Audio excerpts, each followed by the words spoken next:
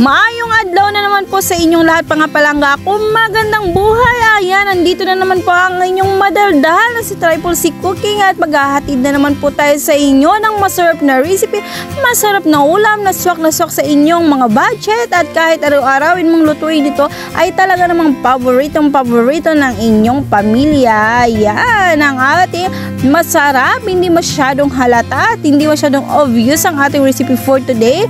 Ang ating adobong liempo na may sitaw, di ba? Paborito nyo yan, ayan. Pero hindi ito ordinaryo adobong liempo na may sitaw dahil may patwist ito, kaya naman panoorin nyo.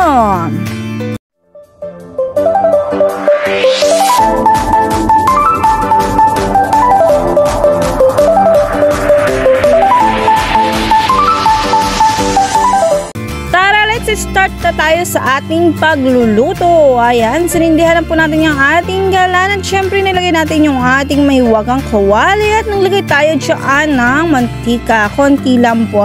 Ayan, dahil pripituhin natin or medyo tostahin natin yung ating liempo at dahil mainit na mainit yung ating mantika kaya naman tumilamsik. Diyos ko Lord. Kaya naman mga palangga, pag kayo magluto ng ganito ay talagang ingatan ng inyong mga fresh luck dahil baka maging polka dots. Ayan, so nag-cool down na siya.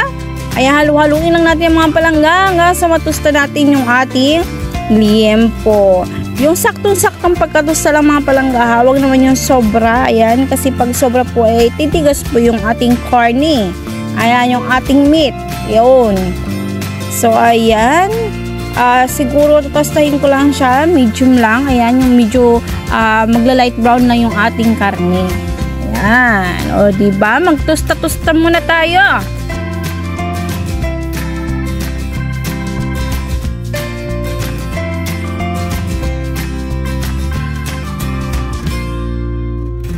So, ayan ang mga palangga. Ayan, nag-light brown na po siya. So, okay na po sa akin yung ganyaan. Para hindi siya tumigas yung meat natin. So, konting halo-halo pa hanggang sa makuha natin yung gusto nating texture doon sa ating meat. So, ayan, sinit aside po natin yung mga palangga at nilagay po tayo dyan ng bawang.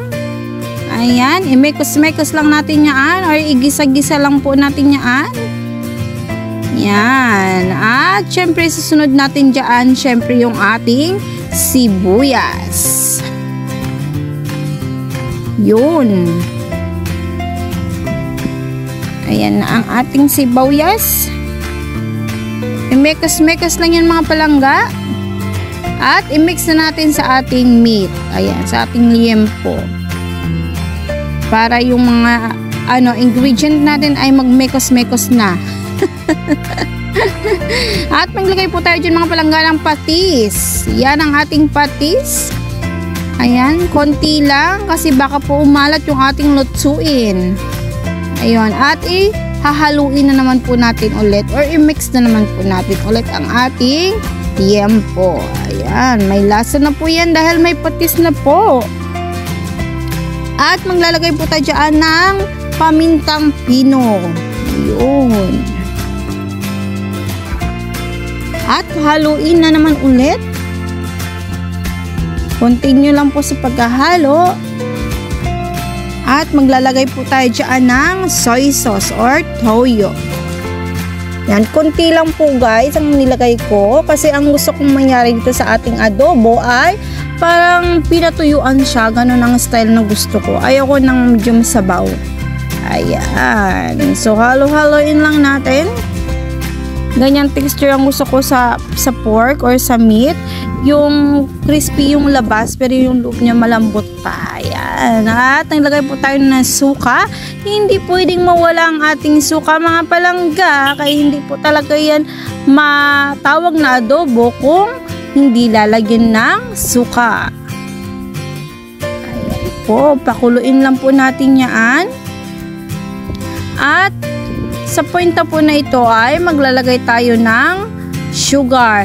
Guys, ang ginamit ko dito ay white sugar. Pero po, mas maganda kapag brown sugar. Ayan, kasi naubusan kami ng brown sugar. Kaya naman, white na lang ang nilagay ko. Yun. Ayan, at mix nga po natin yan. Ayan. Pasensya na po sa ingay. At ayan na, lumalapot na yung sabaw ng ating adobo. Ilagay na po natin yung ating fresh at malutong na sitaw. Ayan. Ang sarap, diba? Pag adobo yung ulam natin, no, kahit araw-araw hindi talaga nakakasawa. Pwede rin nating gawa ng twist yung ating adobo. Kaya niya, nilagyan natin ng sitaw, pwede rin sigarilyas. Ayan, nasa sa inyo yan kung anong gusto nyo ilagay sa inyong adobo. Ayan, i-mekas lang natin yung ating adobong sitaw na may liempo na may sitaw. At ilalagay na po natin dyan maya-maya yung ating dinagdag na ingredient. Ayan mga palangga, pwede kayo ma-experiment sa mga lutuin niyo pag nagluluto kayo sa loob ng bahay. Matitikman ninyo yung, ay ang sarap pala pag nilagyan ko ng ganito, diba? Ayan mga palangga, pakukuluin lang po natin yan ng kaunti. Tatakpan po muna natin yan para lumambot yung ating sitaw.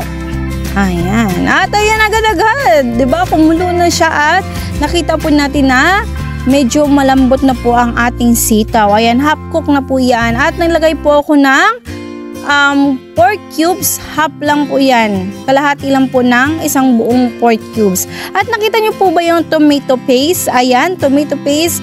Maglalagay po tayo niyan. Ayan ang ating patwist sa ating adobong liempo na may sitaw. Ay guys, try nyo po maglagay ng ganyan sa adobo ninyo.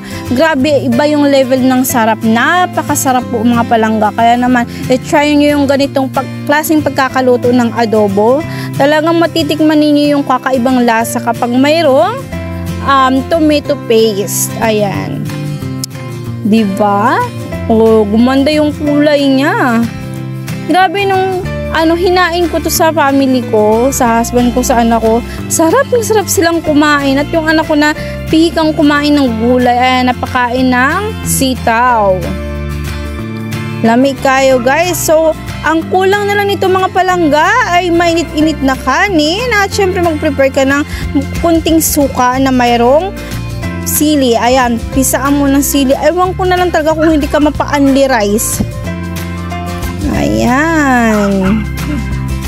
Grabe, ang lapot ko ng sabaw. Ganyan yung gusto kong texture ng ating adobong sitaw na may liempo. Yun. Lamig kayo guys. Kunting pagpapakulo pa. Ayan, yung gusto ko yung medyo nagmamantika na yung ating tomato paste na nailagay natin. At palambutin pa natin ng kaunti yung ating sitaw. At ready to serve na. Ayan, ready to presentation na naman dahil gustong gusto ko talaga kayong takamin. Kaya mga palangga, kung gusto nyo pong subukan itong recipe na to, napakadali lang. Isang ingredient lang yung dapat ninyong idagdag. Ayan, nakita nyo naman, naglagay ako ng tomato paste. Subukan nyo yun guys, talaga namang napakasarap. Balikan nyo yung video na ito, mag-comment kayo kung masarap ba o hindi. Ayan, pero para sa akin, napakasarap ng ganoong patwist sa ating adobo. Ayan, napakalapot na ng sabaw. Diyos ko Lord, nakakatakam. Okay na kayo, kaya naman arat na mag-presentation na tayo.